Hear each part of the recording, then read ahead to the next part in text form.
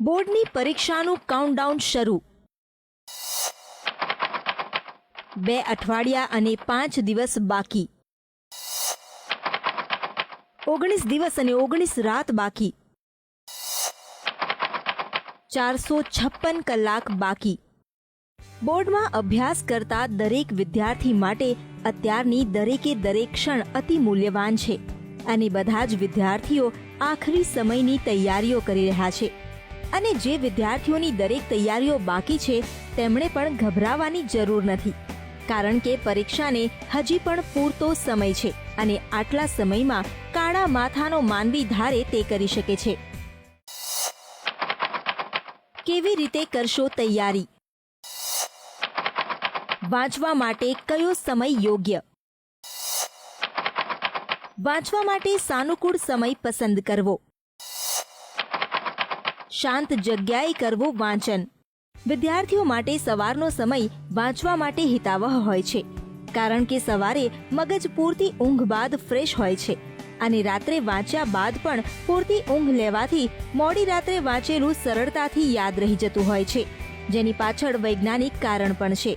જ્યારે રાત્રે વાંચવામાં આવે છે ત્યારે વાંચી લીધા પછી બાળકો જો તરત સૂઈ જાય છે તો જે તે કંઈ પણ વાંચેલી વિગત છે એ જનરલી લોંગ ટર્મ મેમરીમાં સેવ થતી હોય, અને જે સવારના સમયે વાંચવામાં આવેલી હોય એ વિગત એ વખતે માઇન્ડ ફ્રેશ હશે, અને એટલા માટે કોઈ પણ ડિફિકલ્ટ વસ્તુઓ છે એને પણ બ્રેઇન જલ્દીથી ગ્રાસ્પની વાર છે. તો જે ઇન્ફોર્મેશન લોંગ ટર્મમાં કામમાં આવવાની હોય એ રાતના સમયે સૂતા પહેલાં વાંચવી જોઈએ. અને જે શોર્ટ ટર્મ હોય, લાઈક સપોઝ આવતીકાલે મારી એક્ઝામ છે અને મારે આજે રાત્રે તૈયાર કરવું યા કાલે સવારે તૈયાર કરવું, તો આઈ વુડ ડેફિનેટલી રેકમેન્ડ કે આવતીકાલે સવારે વહેલા ઉઠીને વાંચવું જોઈએ. પૂરતી ઊંઘ જરૂરી. વિદ્યાર્થીઓ માટે વાંચન અને લેખન બાદ પૂરતી ઊંઘ મળે તે ખૂબ જ જરૂરી છે, કારણ કે આખો દિવસ વાંચ્યા બાદ મગજ પર ભાર પડે છે, જેથી તેને આરામની જરૂર રહે છે. જો વિદ્યાર્થીની ઊંઘ પૂર્ણ ન થતી હોય તો તેમના મેમરી પાવર પર પણ અસર પડી શકે છે. તેથી વાંચન બાદ રાત્રે નિયમિતપણે 6 થી 8 કલાકની ઊંઘ અનિવાર્ય છે તેમ કહેવું પણ ખોટું નથી. એ પ્રમાણે જો બાળકની ઊંઘ 6 કલાકથી ઓછી થાય છે તો નેક્સ્ટ ડેની એમના મેમરી પાવરમાં 25થી 40% ઘટાડો થાય છે, અને એટલા માટે બાળક જે ઉજાગરા કરીને ગોખે છે એ અલ્ટિમેટલી તો એક્ઝામમાં ભૂલી જ જાય છે. એટલે દરેક સ્ટુડન્ટ્સે આ વસ્તુ પર ખાસ ધ્યાન આપવું જોઈએ કે ડે ટાઈમ દરમિયાન એટલું સરસ રીતે લર્ન કરી લે કે રાત્રે 6 થી 8 કલાક દરમિયાનની ઊંઘમાં એમને જે કંઈ પણ વાંચેલું છે એ વસ્તુ એમના બ્રેઇનમાં સેવ થશે. અને સાથે સાથે જો પ્રાણાયામ કરવામાં આવે તો એ બ્રેઇનના ફંક્શનને વધારે સારી રીતે એન્હાન્સ કરશે. વાંચનની સાથે લેખનની પ્રેક્ટિસ જરૂરી.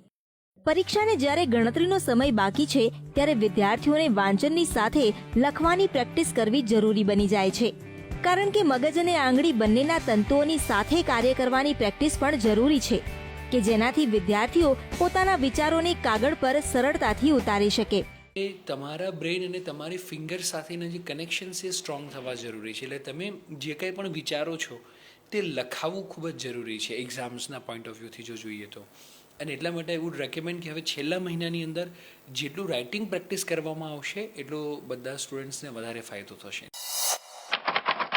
વાંચેલું યાદ રાખવા આટલું કરો. જેમ જેમ પરીક્ષાનો સમય નજીક આવતો રહે છે તેમ તેમ મોટા ભાગના વિદ્યાર્થીઓની એવી ફરિયાદ રહેતી હોય છે કે તેમને વાંચેલું યાદ નથી રહેતું. પરંતુ તેનો પણ એક સરળ ઉપાય છે. એ છે કે લાંબો સમય વાંચ્યા બાદ વિદ્યાર્થીઓએ 15 થી 20 મિનિટનો બ્રેક લેવો જોઈએ, અને તે સમયમાં તેમણે ડીપ બ્રીથિંગ કરવું જોઈએ અને ઇલેક્ટ્રોનિક ગેજેટથી દૂર રહેવું જોઈએ. સ્ટુડન્ટ્સ દ્વારા જે વાંચવામાં આવે છે એ બ્રેઇનની અંદર ફાઇલ બનવાનું કામ તૈયાર થાય છે, પરંતુ એ ફાઇલ બન્યા પછી બ્રેઇનમાં ફાઇલ સેવ થવી ખૂબ જ જરૂરી છે. અને એના માટે બાળકો જ્યારે પણ વાંચે છે એના 15 થી 20 મિનિટ સુધીમાં ટીવી, મોબાઈલ, વિડીયો ગેમ અથવા એવા કોઈ પણ ઇલેક્ટ્રોનિક ગેજેટ્સથી દૂર રહેવું જોઈએ, અને એમને 15 થી 20 મિનિટ ડીપ બ્રીધિંગ કરે, આરામથી બેસે અને જે કંઈ પણ વાંચ્યું હતું એનો ખાલી મનમાં વિચાર કરે, તો એને કારણે આપણને ખૂબ જ સારું રિઝલ્ટ મળી શકે. વાલીઓ ન કરે દબાણ. વિદ્યાર્થીઓને વાંચન કરવા માટે વાલીઓ દ્વારા વારંવાર દબાણ કરવામાં આવતું હોય છે. જો કે તેની પાછળ તેમનો હેતુ સકારાત્મક હોય છે, પરંતુ વિદ્યાર્થીઓ પર તેની અસર અવળી પણ પડી શકે છે. તેથી બેટર એ જ રહે કે બાળક પોતે પોતાની રીતે જ વાંચન કરે, જેમાં વાલીઓ હસ્તક્ષેપ ન કરે. પરીક્ષા એક જ મહિનો બાકી રહ્યો છે ત્યારે ઘણા પેરેન્ટ્સ પોતાના જે સંતાનોને પ્રેશર કરતા હોય આટલા પર્સન્ટેજ લાવવા માટે. તમે કેવી રીતે જસ્ટને સપોર્ટ કર્યો? જસ્ટને મેં કોઈ દિવસ એવી રીતે નથી કીધું કે તું ભણવા બેસ. કેવી રીતે મેં એને કોઈ દિવસ એવો પ્રેશર નથી કર્યો. એટલે એને જેટલું કરવાનું હતું એ 15 મિનિટ 20 મિનિટ અડધો કલાક ભણીને ઉઠી જાય એટલે કે મમ્મી મારે થઈ ગયું છે. આમ હજી પણ વિદ્યાર્થીઓ માટે ઘણો સમય છે અને દરેક સમય તેમનો છે. પ્લાનિંગથી અભ્યાસ કરી અને ટ્રીકથી તેઓ પેપર લખશે તો તેમના માટે સફળતાનું આકાશ આંબવું પણ ઊંચું નહીં હોય. આ ટ્રીક વિદ્યાર્થીઓ માટે ઘણી બધી રીતે મદદરૂપ થશે. આશુતોષ ઉપાધ્યાય, સંદેશ ન્યૂઝ, અમદાવાદ.